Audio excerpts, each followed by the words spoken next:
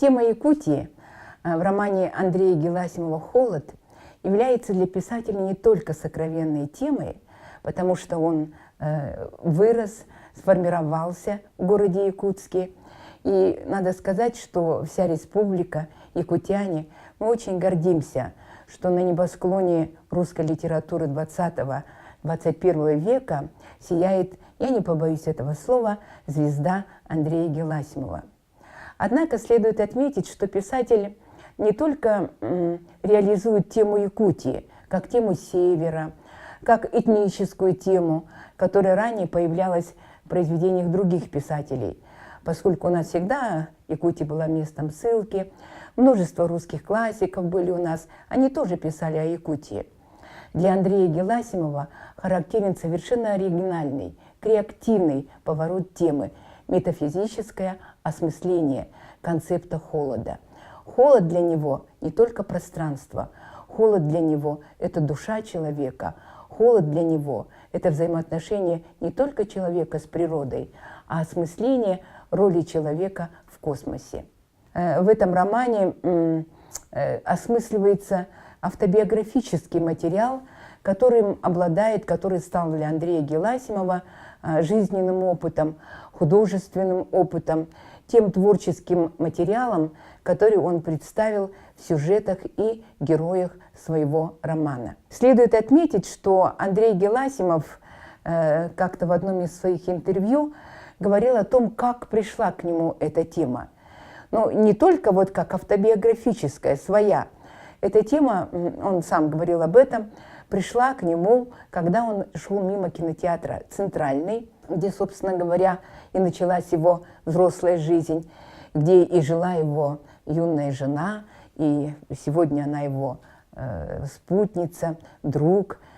Значит, вдруг он решил написать этот роман.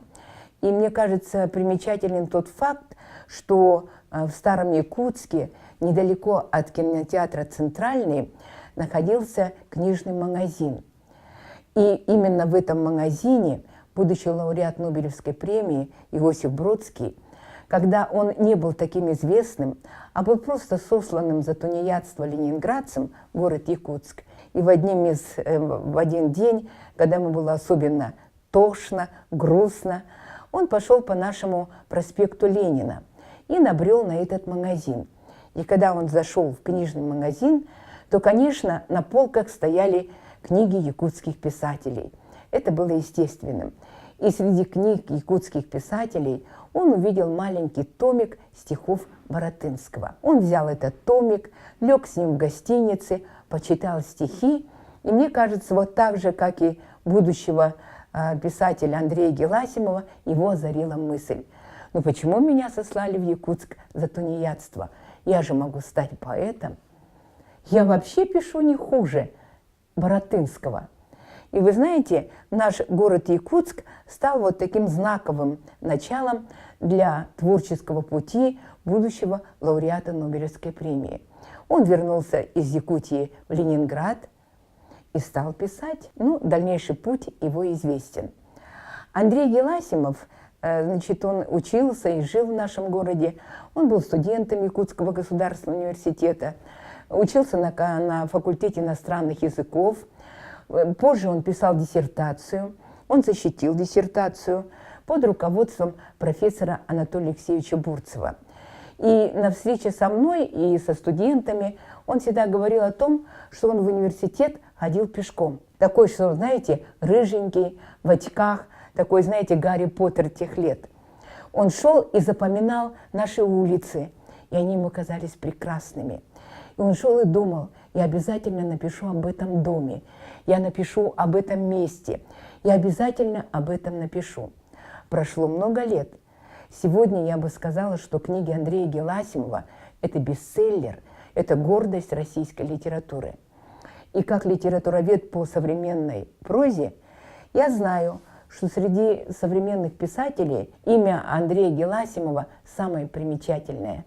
И совсем последняя новость была незадолго до Нового года, что роман «Холод» попросили перевести на иностранные языки, на французский, английский. Он давал интервью, и насколько я знаю, по роману «Холоду» будут снимать фильм.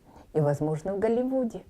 Самыми известными романами Андрея Геласимова являются два романа. Это роман «Степные боги» и библейский роман «Рахиль». И множество других повестей и рассказов. Вот именно за свои произведения Андрей Геласимов был удостоен, мне кажется, самой высокой читательской премии «Национальный бестселлер». Его читают все. Вот совсем недавно я по центральному телевидению слушала размышления известного русского режиссера Сергея Соловьева, который рассказывал с восторгом о том, что он снял фильм по рассказу Андрея Геласимова, который называется «Кеды». И вы знаете, такой маститый режиссер, как Соловьев, который снимает Анну Каренину, классику русской литературы, он с таким же восторгом, как о романе Толстого, говорил о рассказе «Кеды». Он привлек маститого русского писателя, который ставит Анну Каренину, реалистический вообще текст, да, реализм, конкретно. Анна Каренина, муж-любовник, все. И он снимает фильм по скромному рассказу Андрея Геласимова. Поэтому я абсолютно не удивлена, что если скоро, может быть, в какой-то стране, в Голливуде пусть будет, с какими-то хорошими актерами, мы увидим «Холод». И самое главное, что мы увидим Якутск. В романе точная топография. Улица Ярославского, улица Петра Алексеева, проспект Ленина, кинотеатр «Центральный», наш танк, который мы все прекрасно знаем, его 21-я школа, в которой он учился, да? Вот эта дамба, комары, печное отопление. Значит, мы в таких костюмах, что трудно думать о любви, если у девушки видны только глаза, а вокруг иней. Понимаете? Только глаза. И вот на этом фоне разыгрывается история молодого человека, который в минус 50, значит, вот летит в Якутск, а в Якутске, такая экологическая катастрофа, да? Значит, там что-то произошло с ТЭЦом, нету, значит, тепла, и город погружается в космический холод. И именно вот в этом космическом холоде как бы четче становятся отношения, проверяется дружба, любовь, товарищество, проявляется истинная суть человека, который, может быть, играл какую-то роль. А в этой ситуации он оказывается вот чистым перед холодом, а холод – это смерть. И поэтому, конечно, вот этот роман, я считаю, что, мне так кажется, это пока главный роман Андрея Геласимова, потому что он посвящен городу, который мы тоже любим до слез. Интересно, что Андрей Геласимов посвятил этот роман жене. У него очень интересная, я бы сказала, тоже непростая история любви. Вот история любви мужчины, который полюбил очень юную девочку-школьницу, и с которой он живет всю жизнь. У них уже большие дети. И на протяжении всей своей жизни он сохраняет любовь к ней, и в тексте романа можно найти слова, обращенные к ней. Он около кинотеатра «Центральный» стоит этот дом, и он часто смотрит на эти окна и говорит, что его когда-то, как моряка с моря, как рыбачка, ждала его жена с детьми. Значит, главного героя романа, абсолютно европейского человека, зовут Филипп. Он приезжает в город, и, конечно, как всякий человек, который из тепла приезжает в холод, он потрясен увиденным. Для него это апокалипсис, для него это катастрофа. Он с удивлением всматривается в наши обернутые в ткани трубы. Он слышит якутскую речь. Он, кстати, очень много здесь есть таких страноведческих элементов в поэтике этого романа. Очень много есть якутских слов введенных, да, есть якутские имена девушек, скажем, да, которые там встречают в порту, еще кто-то. Много есть слов, вот, хамус, там, скажем, унты, очень много.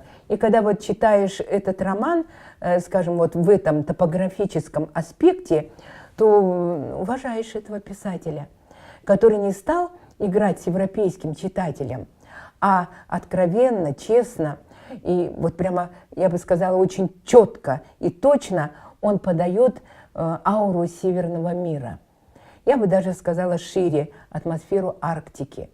И я думаю, что любой европейский читатель и те режиссеры, которые взялись снимать фильм по роману «Холод», вот этот как бы момент становится, наверное, очень сильным, ну, в кинематографическом плане. Все-таки вот эта реальная история, она как бы растворяется в сюжетных линиях, в которых возникают образы людей, характеры, персонажи. Кто-то не выдерживает этого холода, кто-то становится спекулянтом, кто-то своим замерзшим землякам втридорого продает сгущенку, там, тушенку, да? А кто-то, наоборот, спасает людей ценой своей жизни.